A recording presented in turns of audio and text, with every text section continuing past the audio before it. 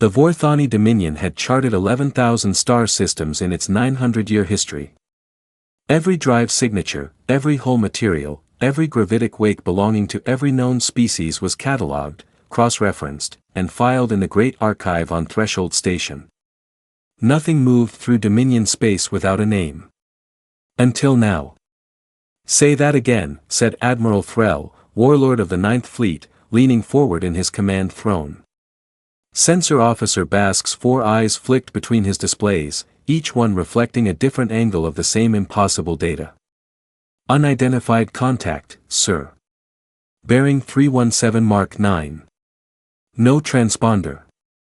No drive signature match. No hull match. It entered the system 11 seconds ago and it is already," he paused, recalculating, certain he'd made an error, "it is already past the outer picket line."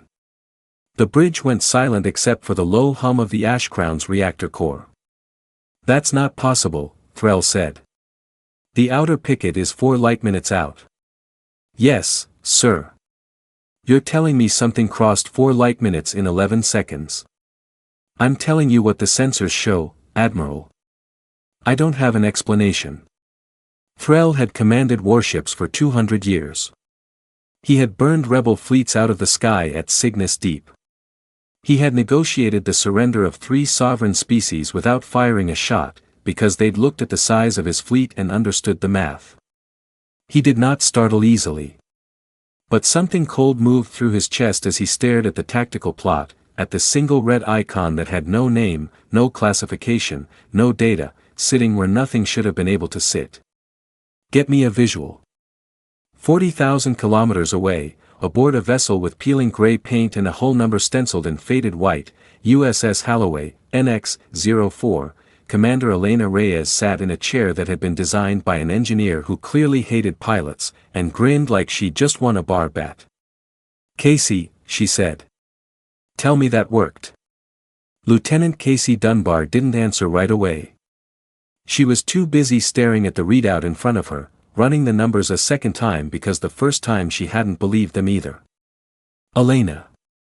We just did it. We just actually did it.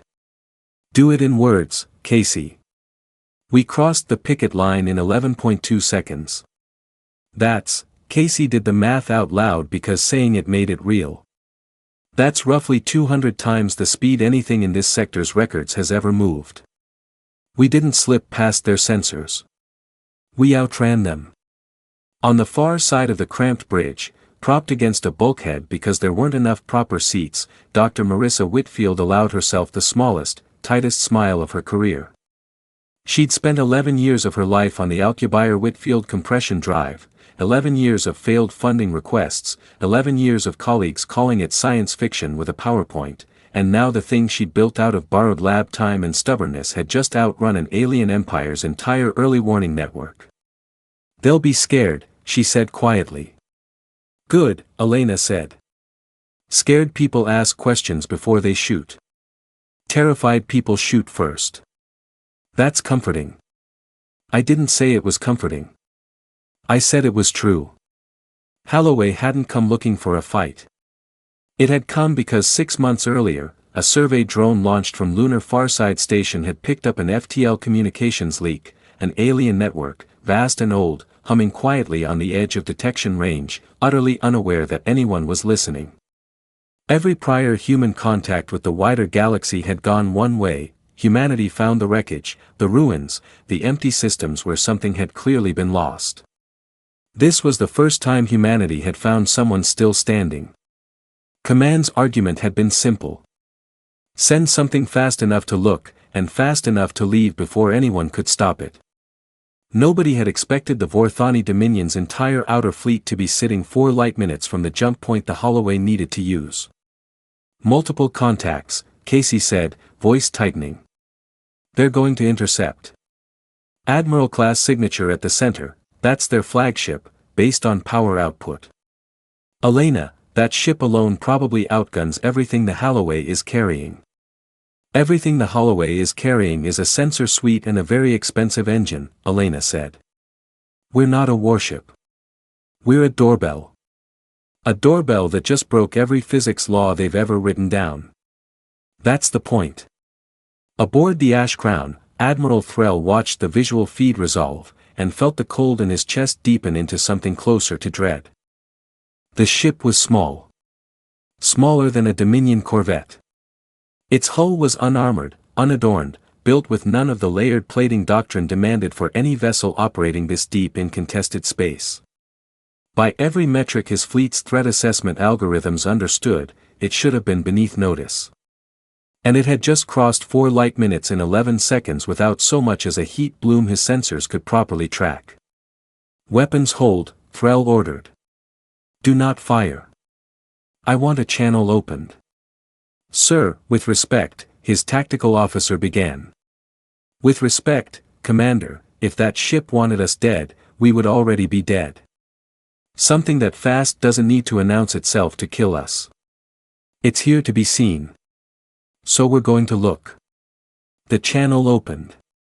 Threll straightened his throne, arranging his features into the practiced neutrality of 900 years of Dominion diplomacy.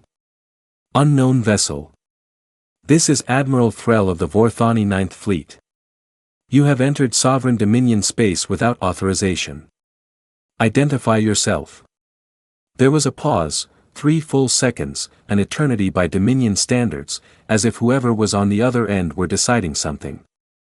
Then a voice came through, translated a heartbeat late by the Dominion's own linguistic array, flattened but unmistakably calm. Admiral Threll. This is Commander Elena Reyes, United States Navy, spacecraft Halloway, representing Earth and the human species. We didn't come here to start anything. We picked up your comms traffic and figured it was rude not to say hello. Silence on the Dominion bridge. Bask, at sensors, actually turned his head from his console, a breach of protocol he'd never once committed in 40 years of service. You say hello, Threll repeated slowly, by breaching a fleet picket line at 200 times the maximum velocity recorded in this sector's history. Yeah, Elena said, and there was something in her voice, not mockery, not fear, something closer to dry amusement. We noticed your early warning grid was watching for things that match your own physics. We don't. That's on us to explain, not on you to have caught. No hard feelings. Threll's tactical officer leaned toward him, voice low. Admiral, our entire outer fleet couldn't track that ship's approach. If there are more of them. If there are more of them, Threll said, just as quietly, and they wanted the Dominion gone, the Dominion would already be gone. Look at the readings, Commander. That drive signature isn't a weapon. It's an engine. They built something to travel, not something to conquer. He opened the channel again. Commander Reyes. Your vessel is unarmed. Correct. We're a survey ship. You've got the only weapons in this conversation, Admiral. I'd say that makes you the one holding the cards, except, another pause, and this time there was something almost gentle in it, except we both know that's not really true anymore, is it? Not once you know we exist. Threll said nothing for a long moment. 900 years of cataloging the galaxy, and every entry in the Great Archive had been built on a single unspoken assumption, that the Dominion had already found the fastest things in the dark. That whatever waited beyond the mapped edge of space would be slower, weaker, easier. No, he finally admitted. It is not. 3 hours later, the Halloway began its slow, deliberate crawl back toward the jump point, not fleeing, but leaving the way a guest leaves, unhurried, having made its point. Threll watched the small gray ship go, flanked by nothing, escorted by no one, needing no escort.